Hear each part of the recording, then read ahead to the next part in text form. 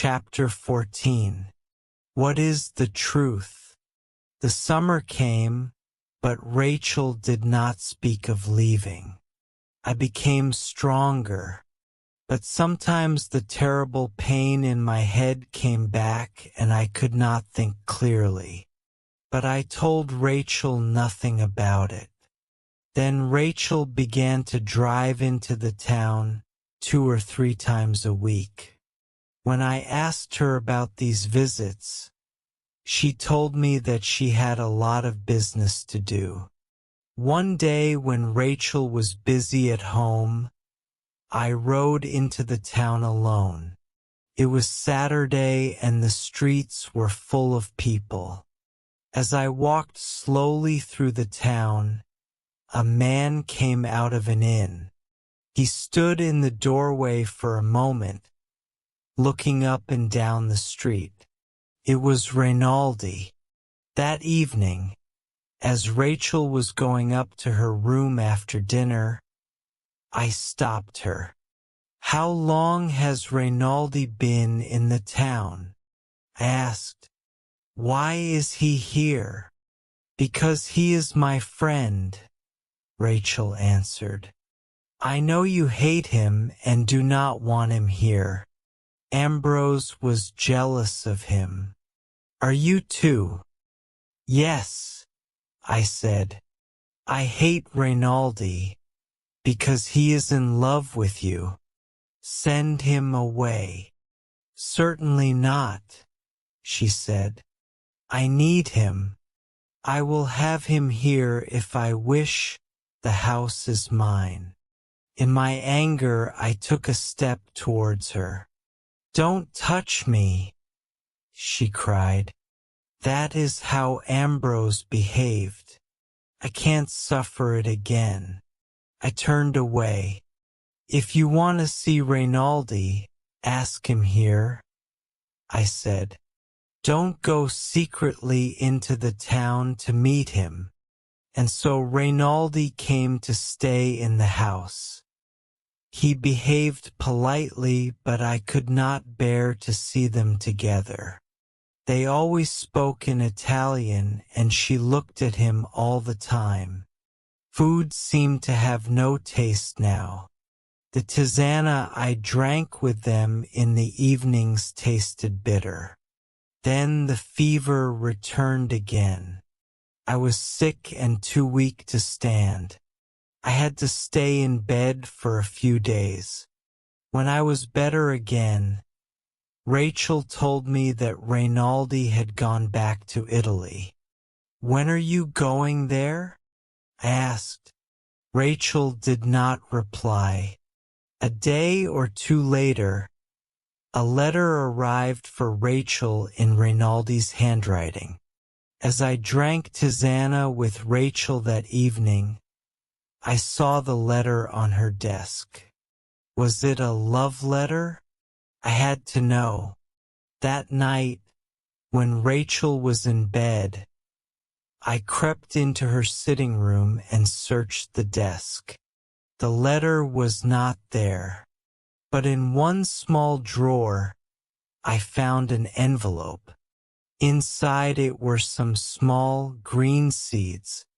They were laburnum seeds, poisonous to animals and to men. I put back the envelope and returned to my room. There were 2 bottles of medicine on the table. I poured the medicines out of the window. Then I went downstairs. The cups from which we had drunk our tisana had not been washed. Did the liquid in my cup have a bitter taste? I could not be sure. I went to bed and lay there thinking. I was not angry, but I was very unhappy. I remembered Ambrose's words. Are they trying to poison me? Rachel has 1 lamb dying. The following day was Sunday. Rachel and I went to church as usual. As she sat beside me, her face was calm and happy. I wished I could hate her, but I could not. After church, Rachel went to speak to Mary Pascoe. A workman came up to me and said, "Excuse me, Mr. Ashley, but one wanted to warn you. Don't walk on the new bridge over the sunken garden. It is not finished yet. Anyone walking on it would fall and break their neck." "Thank you," I said. "I will remember." At dinner, Rachel was kinder than she had been for a long time. She talked about Florence. She said she would look for a stone statue there to make a fountain for the sunken garden. She made tisane as usual, but I refused to drink it. I would never again drink anything she gave me. "But it is good for you, Philip," she said. "No," I said. "You drink it." "I have drunk mine already," Rachel said. "I will pour this away." We talked together for half an hour or so, and then Rachel said, "I think I shall walk for a little. I want to look at the sunken garden. Will you come with me, Philip?" I shook my head. "Take care, Rachel," I said. "Of what?" she answered with a smile. "There is no danger here, Philip." I sat by the window until it was almost dark. Rachel had not returned. At last, I ran out of the house and down to the sunken garden. The bridge was broken. My cousin Rachel lay on the ground below. I climbed down and held her hands in mine. They were cold. My cousin Rachel lay on the ground below. "Rachel," I said. She opened her eyes and one thought she knew me, but she called me Ambrose. I held her hands until she died. You know now who killed Rachel. But how did Ambrose die? Did Rachel kill him? One shall go on asking myself that question until the day I die.